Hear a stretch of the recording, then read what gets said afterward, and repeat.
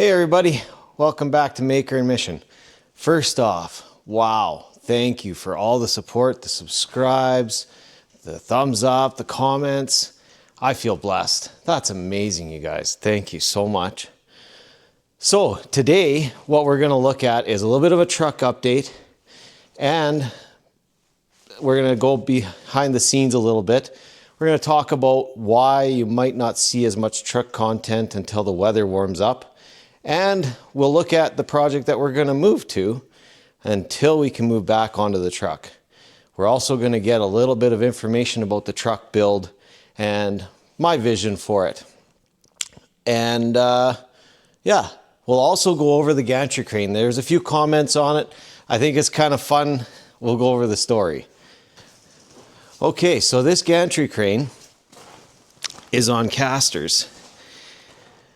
The casters are there because I needed to be able to move this in 3D. And what I mean by that is I couldn't do the rails like that was suggested on the comment.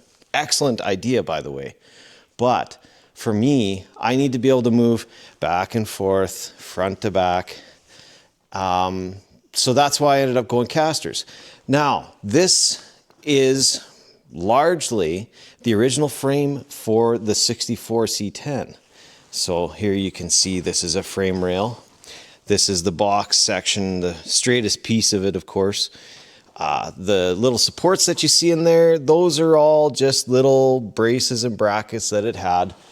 The square tubing that I did pick up, boy, I don't know if you guys can see that very well. The lighting's great until you look straight at it. Okay, so that piece right there, that little square tubing is not part of the truck. The rebar obviously isn't. And I believe that piece of I-beam there, that's also not. But the tops are actually the swing arms from the suspension that would hold the rear diff in place. Then you've got your drive shaft bearing support making one of the angles here. I believe the other one over there is the same kind of idea. And then a shock mount there. I can't remember what I was doing there.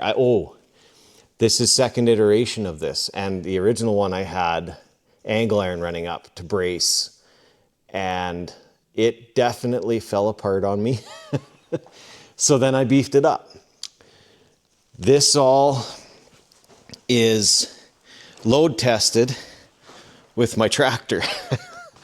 I lift the front end of the tractor up off the ground, and once the wheels came off the ground, that was kind of my litmus test to say, okay, that is more weight than I'm probably ever really gonna put on this.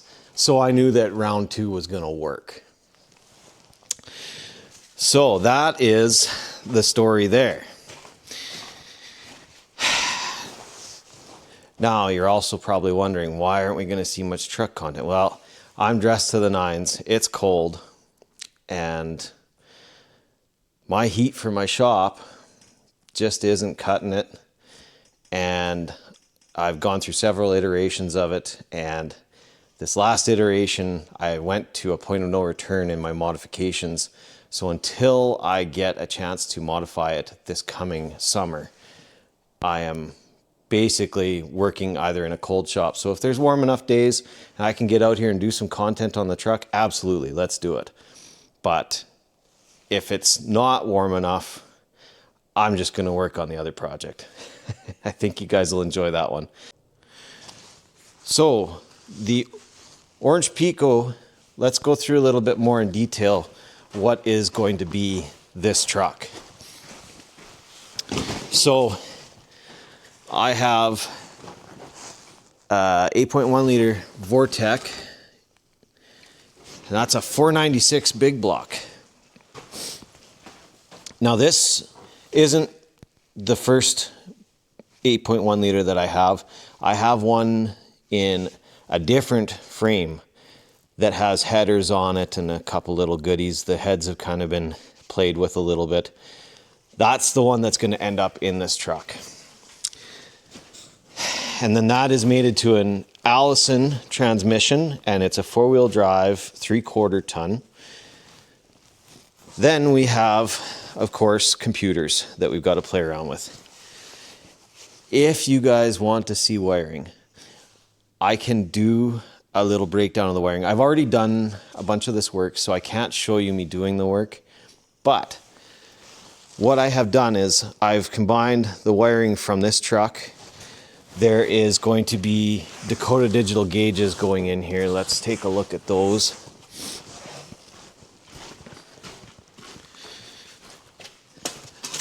There's going to be Dakota digital RTX gauges going in. Of course, I'm going to have cruise control. I've got a little clip I can show of, I had the truck together, had this gauge set running. I'll maybe toss that in so you guys, excuse me, so you guys can see what this looks like. It's really cool.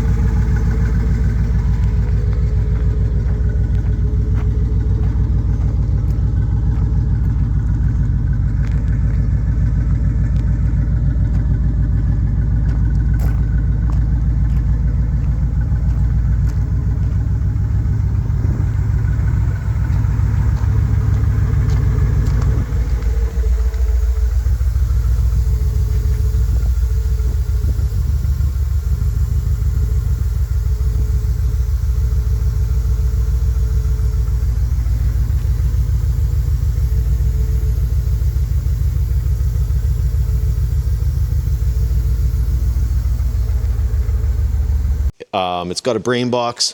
I've tied the brain box in with that pile of wiring right there. That pile of wiring comes from an 03 Tahoe.